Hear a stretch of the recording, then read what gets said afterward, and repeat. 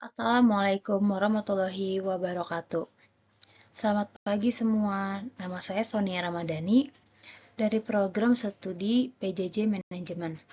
Pada kesempatan kali ini, saya akan mengajak kita semua untuk menyelami dan memahami lebih dalam mengenai perkembangan sektor jasa keuangan Indonesia tahun 2022. Topik ini sangat relevan dan penting, mengingat sektor jasa keuangan merupakan salah satu pilar utama penggerak perekonomian nasional. Kita akan mengulas bagaimana kondisi pasar modal, perbankan, serta kebijakan-kebijakan strategis yang telah diterapkan oleh Otoritas Jasa Keuangan atau OJK sepanjang tahun 2022. Informasi yang akan saya sampaikan ini juga bersumber dari data infografis resmi yang dirilis oleh OJK, sehingga kita akan mendapatkan gambaran komprehensif dan akurat. Saya berharap presentasi ini dapat memberikan wawasan baru dan memicu diskusi yang menarik bagi kita semua. Tanpa berlama-lama, mari kita mulai perjalanan kita untuk memahami dinamika sektor jasa keuangan di tahun 2022. Kondisi pasar modal Indonesia tahun 2022. Poin-poin utamanya ialah yang pertama, jumlah investor pasar modal. Data pada tahun 2022, jumlah investor pasar modal mencapai 10,21 juta. Ini merupakan pertumbuhan yang sangat signifikan dibandingkan tahun-tahun sebelumnya. Peningkatan ini menunjukkan minat masyarakat yang terus meningkat terhadap investasi di pasar modal, yang didorong oleh literasi keuangan yang lebih baik, kemudahan akses melalui teknologi, dan persepsi positif terhadap prospek ekonomi Indonesia. Peningkatan basis investor ini juga sangat penting untuk pendalaman pasar dan diversifikasi sumber pendanaan ekonomi nasional. Yang kedua, ada indeks harga saham gabungan. Data pada November 2022, IHSG berada di level 6.950,64. Data per 30 Desember ini tidak dicantumkan secara spesifik di grafik IHSG. Namun, infografis ini menunjukkan tren yang relatif stabil dengan sedikit volatilitas. Meskipun ada sedikit penurunan bulanan di November, secara umum IHSG mampu bertahan di level yang cukup kuat, mencerminkan ketahanan ekonomi domestik di tengah tekanan global. Investor domestik ini menjadi penopang utama. Yang ketiga, ada pengumpulan dana atau penawaran umum. Data nilai pengumpulan dana melalui penawaran umum menunjukkan peningkatan yang konsisten. Di tanggal 28 Oktober sebesar 207,73 triliun. Di tanggal 25 November sebesar 228,49 triliun dan terakhir di 30 Desember sebesar 267,73 triliun. Angka ini sangat impresif yang menunjukkan kepercayaan pelaku usaha untuk mencari pendanaan melalui pasar modal serta kemampuan pasar modal dalam menyediakan likuiditas dan mendukung ekspansi bisnis. Perusahaan yang tercatat baru mencapai 71 emiten, menandakan potensi pertumbuhan lebih lanjut. Yang terakhir ada nilai aktiva bersih atau NAB reksadana. Data per 30 Desember tahun 2022, reksadana sebesar 509,62 triliun. Ini terlihat sedikit fluktuasi dari Oktober ke November lalu naik sedikit ke Desember. Meskipun ada fluktuasi, stabilitas NAB reksadana menunjukkan kepercayaan investor terhadap instrumen investasi kolektif ini. Reksadana menjadi pilihan bagi investor yang ingin diversifikasi atau tidak memiliki banyak waktu untuk memantau investasi secara mandiri. Kesimpulan singkatnya ialah pasar modal Indonesia ini menunjukkan pertumbuhan investor yang luar biasa dan kapasitas pengumpulan dana yang kuat. Meskipun IHSG dan NAB reksadana menunjukkan volatilitas wajar yang sering terjadi di pasar keuangan. Kondisi sektor perbankan Indonesia tahun 2022.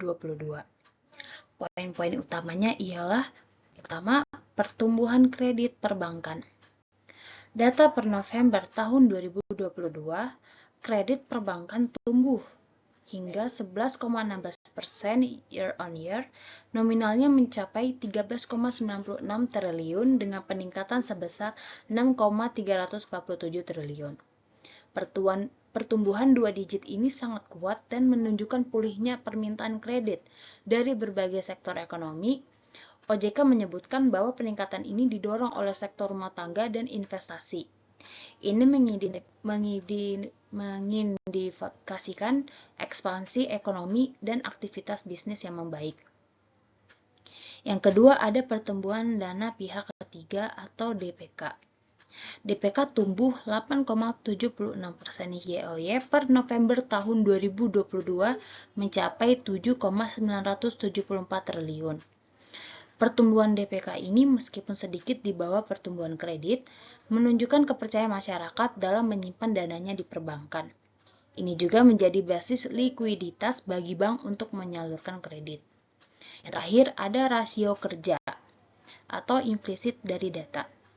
Meskipun infografis tidak menampilkan rasio spesifik seperti NPL atau CAR, pertumbuhan kredit yang kuat diiringi pertumbuhan DPK mengindikasikan bahwa sektor perbankan berada dalam kondisi yang sehat dan mampu mendukung intermediasi keuangan. Bank memiliki cukup modal dan likuiditas untuk beroperasi. Konfirmasi dari OJK juga dalam narasi utama menyatakan kinerja intermediasi lembaga jasa keuangan atau LJK konsisten tumbuh meningkat, yang secara langsung mengkonfirmasi kinerja positif ini. Untuk kesimpulannya ini, sektor perbankan menunjukkan pertumbuhan yang solid baik dari sisi kredit maupun DPK, mencerminkan pemulihan ekonomi dan stabilitas keuangan. Kondisi industri non-keuangan di Indonesia tahun 2022. Berdasarkan hasil survei tersebut, kondisi industri keuangan non-bank di Indonesia menunjukkan adanya peningkatan kinerja yang positif dan stabil dengan pendapatan premi sektor asuransi, outstanding piutang pembiayaan, aset dana pensiun, dan outstanding pembiayaan vintage peer-to-peer lending. Indikator yang mencerminkan hal tersebut ialah antara lain, yang pertama ada pendapatan premi yang meningkat per November tahun 2022 tercatat sebanyak 0,44%. Yang kedua, nilai piutang pembiayaan pada November 2022 tercatat sebesar 409,49 triliun. Tumbuh 12,96%, didorong oleh pembiayaan modal kerja dan investasi. Yang ketiga ialah ada vintage peer-to-peer lending tumbuh sebesar 72,68% pada November 2022, mencapai 341,87 triliun rupiah. Kebijakan OJK di sektor jasa keuangan tahun 2022. Kebijakan difokuskan pada mitigasi risiko eksternal, mendukung pemulihan perekonomian nasional, penguatan infrastruktur sektor jasa keuangan, dan penguatan pengawasan integritas pasar dan lain-lain.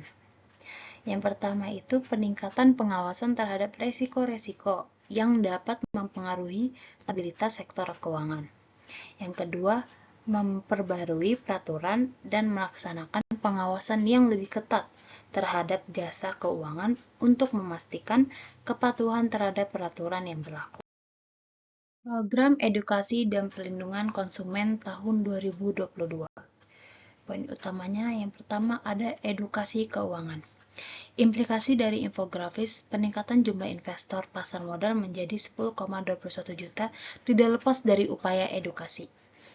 OJK secara rutin mengadakan program literasi keuangan, seminar, dan kampanye untuk peningkatan pemahaman masyarakat terhadap produk dan layanan jasa keuangan serta risiko-risikonya.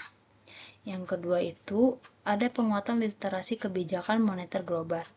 Salah satu indikator perekonomian di infografis ini adalah literasi kebijakan moneter global.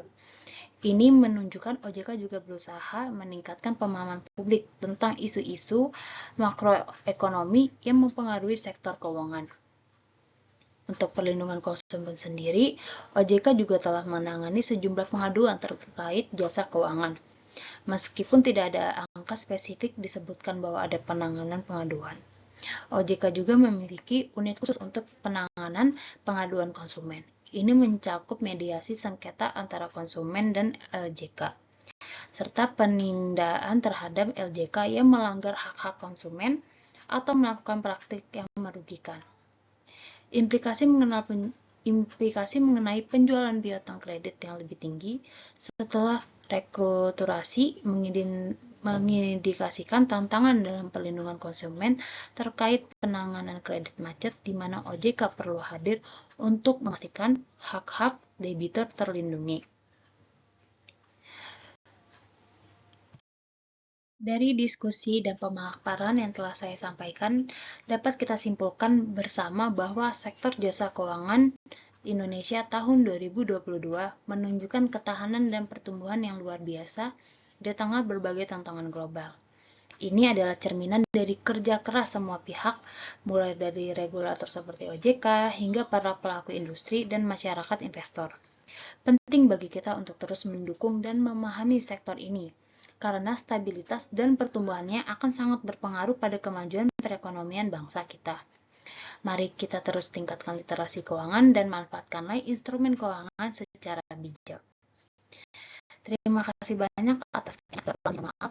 Wassalamualaikum warahmatullahi wabarakatuh.